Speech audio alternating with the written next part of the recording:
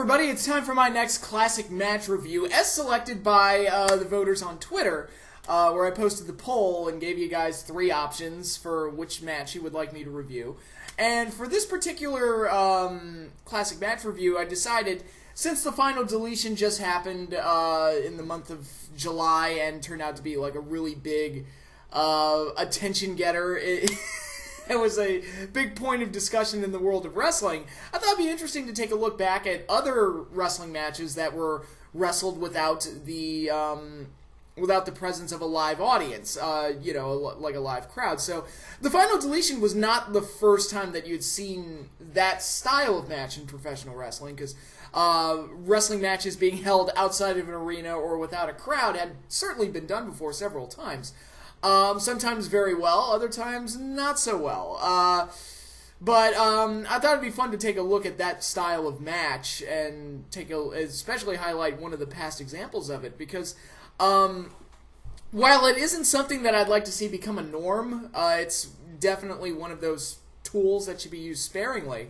Every once in a while, it does kind of bring a breath of fresh air to things, because it is so radically different from what you normally see out of pro wrestling. It feels like it's thinking outside the box, and that it's not. Well, it's so outside the norm that it kind of stands out. So if it becomes the norm, then it ultimately becomes it becomes not as cool. It's one of my fears with the hype surrounding the final deletion, is that TNA is going to try and replicate it like 5 or 6 times, and it's like, no, that one's got to be 1, maybe 2, and then just kind of leave it alone. But yeah, we had quite a few examples of this in the past. The 3 options I put on the poll were the King of the Road match between Dustin Rhodes and Barry Darsow from Uncensored 95, the Halftime Heat Empty Arena match between Rock and Mankind,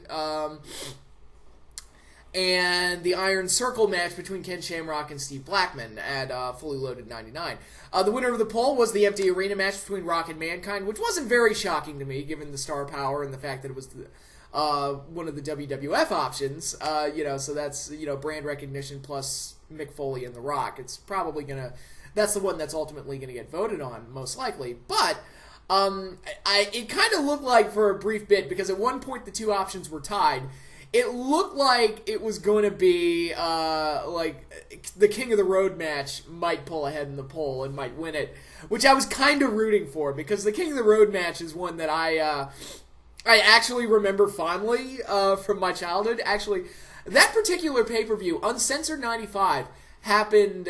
I know I've talked about WrestleMania 10 before and how that show fell on my birthday. I turned 9 years old on the day of WrestleMania 10. Uncensored 95 happened on March 19th, the day before my birthday. So it was also kind of a birthday present. It's like I got a WCW pay-per-view, and then the next day I celebrated my birthday. So that was kind of cool. But this show, there were 2 things I remember about it. One, the King of the Road match, which was one of the earlier matches on the card. It may have even been the first match. I don't know. I haven't watched the show since I first saw it. And I also remember it for the main event, which was the strap match between Hulk Hogan and Vader, which is one of the worst. And this shows like my mindset at the time as a kid. I loved the King of the Road match. I thought it was the coolest thing on the planet, with Barry Darsow and Dustin Rhodes just beating the crap out of each other inside of a flatbed truck. And the truck was driving down the fucking road, and I was like, that is the coolest thing I've ever seen. It's so great. I keep in mind, again, I have not watched the match since I first saw it at age, just one day shy of being 10 years old. So I guess at that point I was still like that innocent wrestling fan that just liked, anything I was given. And I was like, wow, King of the Road match, that's fucking cool. That's really sweet. And then by the end of the show, you get the Hogan Vader strap match, which was one of the first times I remember thinking. It wasn't the first time. The first time I thought, wow, that sucked, was Survivor Series 91, the main event of that show. But this was a case where I looked at that main event and I saw what the finish was. I was like, man, that was bullshit. I was like, that was the dumbest finish I think I've ever seen. So it was kind of like I matured. I went from like the innocent, wide-eyed, wow, the King of the Road match is really cool, to being kind of an asshole smart mark. I'm like, that finish was lame. So it's like I had matured throughout the course of the night. It was really funny. I'm sure the King of the Road match is terrible, and I'm sure I'm going to go back and rewatch it at some point. I wouldn't be surprised if it doesn't age well, but I do have fond memories of it, and I just thought the idea of the match was so cool. Again, at 9 years old, going on 10, I thought the idea behind the match was very, very cool. But that's not the match that won the poll. I was kind of pulling for it. I was like, God, I want to go back and rewatch that, see if it's anywhere near as cool as I remember it. I seriously remember thinking it was like the coolest match ever, but that's not the one that won. The winner of the poll was the halftime heat empty arena match between Rock and Mankind. And I have to say, I love the idea of this, of WWF hosting their own halftime show, because quite honestly, I hate the Super Bowl halftime shows most of the time. I liked the period of halftime shows that we got after Janet Jackson's little wardrobe malfunction. And then the next few halftime shows after that, we kind of got like this nice string of like cool old people. Like Super Bowl 42, we got Tom Petty and the Heartbreakers. I'm like, yeah, that's awesome. People are like, oh, but they're old. I'm like, I don't care. Like, they're great. They're still better than the shitty acts that we get today. But now we're moving back towards like the young, hip, modern acts, and I'm like, fuck you people, you're terrible. But I was like, when we got to Beyonce, I was like, no, give me my cool old people. Black Eyed Peas, Katy Perry. I'm like, no, fuck. Although Katy Perry, points for creativity. I like fucking Dancing Sharks. That beach ball dress was pretty nice too, I have to say. But anyway, so yeah, I love the idea of WWF doing their own halftime show specials, just to give us another thing to watch, you know, instead of those crappy halftime shows. And this was fun. I thought, you know, Rock and Mankind having another title match in their series of matches that were these crazy off-the-wall matches. They had just come off their I Quit match at the Royal Rumble, which I think is probably the best. No, not probably. It definitely is. It's the best match that the two had together. For the drama and the violence that was involved in it. I think it was really, really well done and really well executed, and really put the heat back on The Rock after he dropped the belt to Mankind on that episode of Raw, which is, I've said before, is one of my favorite, actually, I know it's my favorite moment in Raw history when Mankind won the title. It was so satisfying that the lovable loser finally broke through the glass ceiling and finally won the title. It was really, really great, and a truly satisfying moment, because again, they didn't cheat you out of the journey. They made you want the journey, and when we finally got it, it was really satisfying. So, coming into this match, you know, I kind of figured it's like Rock's got to head into Mania as the champion. I mean, because he's the heel, and he's going to work Austin. That match wasn't set in stone yet. McMahon and Austin was set for the February pay-per-view, with the winner of that match going on to face The Rock at the Royal Rumble, at WrestleMania. Vince had won the Royal Rumble that year, quite infamously, which some people look back on as a bad booking decision. I disagree. I thought it was great, but and thought you got the Austin McMahon payoff that we should have gotten. But we kind of, even at this point, we all kind of figured it's going to be Austin and Rock at WrestleMania, and there was no reason for Rock to drop the belt. So to me, like this even being a WWF title match to me seemed kind of pointless. It was like, look, if it were up to me, I wouldn't have booked the rematch. I would have said, it's like, nope, Rock beat Mankind, he got his heat back, and just think of something else to do with Mankind. Ultimately, what they did with him I thought was great. It was like, all right, if I can't be a competitor in the main event, I'll be the referee in the main event. So it gave him a whole new storyline heading into WrestleMania. That ended up working, I thought. There was a lot of shit at WrestleMania 15 that did not work. That worked, I thought. But, you know, so I didn't think that this match was entirely necessary, but again, it was a cool thing to do during the halftime show, and it was a neat little attraction, so I remember watching it gladly, not only because I hate most Super Bowl halftime shows, but also because that particular Super Bowl was boring as fuck. It was the Falcons and the Denver Broncos, John Elway going for his second Super Bowl win in a row. and it ultimately retired. The most interesting thing about that Super Bowl was Eugene Robinson and what he did, what he got caught doing the night before. That was literally the most interesting thing about that Super Bowl. I also remember that Super Bowl. That was the night Family Guy debuted, so it gives you it's like, God damn, Family Guy is that old. I mean, it's hard to imagine, but yeah, that was the night that Family Guy aired their pilot, and I loved it. Actually, I remember watching it that night. I was like, man, Family Guy's pretty funny. I think they've got like a winner on their hands here. Now it's like, with all the ups and downs of Family Guy where they got canceled, and before they got canceled, I was one of the few people watching it. I was like, guys, this show's great. You all need to watch it. And then it found new life on DVD, on Adult Swim, and then it came back, and then ultimately it went down the Simpsons route of being, repetitive, stale as fuck, and now the show's terrible and I don't care anymore. I'm sorry, Simpsons and Family Guy have been around forever, but I think Bob's Burgers is vastly superior to both of those shows. Like, it's better than both of those shows combined. It's like, and it gets nowhere near as much credit as either one of those shows. I'm like, Bob's Burgers is by far the best of the three. I don't care what anybody says. And it's certainly better than, like, when Seth MacFarlane took over the world and got, like, American Dad and Cleveland Show and all that shit. It was like, God, no. It was like, American Dad is just political Family Guy, and Cleveland Show is just black Family Guy. He's just ripping off himself at this point. Stop it. Bob's Burgers was, like, the first legitimately good, like, family-based animated sitcom that I'd seen in years. It kind of filled the void left behind by King of the Hill, because King of the Hill was a show that was it was a family-based animated sitcom, but it was completely different from The Simpsons. And while King of the Hill wasn't, like, one of my all-time favorite shows, I did enjoy it. And like I said, it filled a different need than The Simpsons did. And I felt like Bob's Burgers kind of fills into that spot it left behind by King of the Hill. It's like, this one's more like, the dad's not a drunken idiot. He's actually a good dad, which is kind of refreshing at this point. And it's overall a really good show. The kids are insane, which is fantastic. The wife is hilarious. It's a really funny show. But anyway, I got royally sidetracked there. So the empty arena match, I remember liking it at the time. And again, I'm sure it was better than whatever the Super Bowl halftime show was that year. I remember really enjoying it. It's like, all right, that was fun. Going back and rewatching it, my major problem with it is that Mankind won the title. And, it really goes against my more old-school booking mentality. It's like, look, Rock already beat him. He got all that heat for beating the ever-living dog crap out of him at the Royal Rumble I Quit match.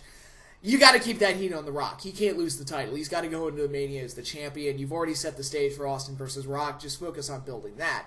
And putting the title back on Mankind is just a senseless, hot potatoing of the belt. Because Rock would ultimately win the belt back anyway, so it would just render, any match they had in between the I Quit match and the ladder match on Raw where Rock won the belt, it kind of rendered those matches pointless.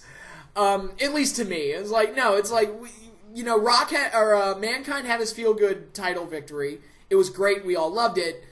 But Rock needs to head on to Mania as the champion. That reign should have been uninterrupted, I think. You already got the feel-good win out of Mankind, and then you put the heat back on Rock at the Royal Rumble, so let's just keep running with that and head into Mania. It ultimately didn't hurt anything long-term, because Austin and Rock, ended up being the best part of WrestleMania 15 anyway.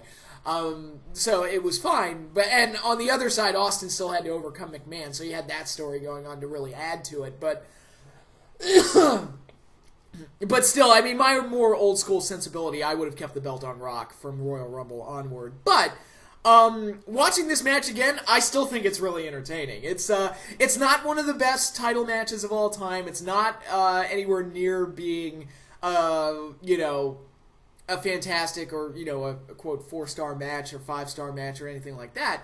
But what it does offer is Rock and Mankind basically having a Falls Count Anywhere match without a crowd, which means that you get to hear Rock riff the entire time, and it is hilarious. Rock just being the Rock the entire time, saying all these crazy, wild, just ad-libbing and riffing like a crazy person, and it's great. It's fantastic. Him trash-talking the whole time. He threw Mr. Sacco in an oven at one point, which is so, hilariously cruel. Because on one side you're like, no, not Mr. Socko, but on the other hand, it's hilarious that he would go to the trouble of throwing a sock puppet into an oven just to get at Mankind. It's like, okay, that's funny. They got to the concession stand where the crew was eating at one point, and he threw hot sauce at Mankind, and Mankind was like, it's in my eyes and shit. And then Rock like tastes some of it, and he's like, it's mild. Why. It was just funny. It's like, you think it's hot sauce, and he's like, it's mild! And then he just hits him. It's great. It's fantastic. It's just, that type of personality is what you need in wrestling. And I know not everybody can be The Rock, but it is one of those things where it's like, it's not always about doing the moves and risking life and limb to put a great match together. Sometimes all you need is that personality to really connect with people. And Rock this whole match was made by The Rock just being The Rock. And that's what made it so engaging and entertaining. And he started hitting on one of the women that was an employee there. He answered the telephones in one of the offices. He, again, going back to the concession stand, he picked up what I think was a squash. And he looked at it like, how would you like some of the Rock doesn't even know what this is! And he hit Mankind with it. And I'm like, this is... it's one of those things. You forget how entertaining The Rock really was back then. Especially as a heel. I was like, that was where some of his best work came in. And when he was Hollywood Rock in 2003, that might be the best run he ever had as a character. I just loved that version of The Rock. It was great. But yeah, that's really what made this match and what made it worth rewatching. It's like, man... Rock is fantastic, and I love watching him. Old Rock was great, and this was one of those matches that was an indicator of it. I could have done without the camera angle of the, and I'll go into the finish now. They were in the docking area at one point towards the end, and Mankind hijacked a forklift and managed to take the actual lift and park it down on top of The Rock to pin his shoulders down and pin him 1, 2, 3. I could have done without the camera angle of the lift coming down and looking at The Rock's face. That seemed a little cheesy and a little kind of betrayed what they were doing, because the way the empty arena match worked is that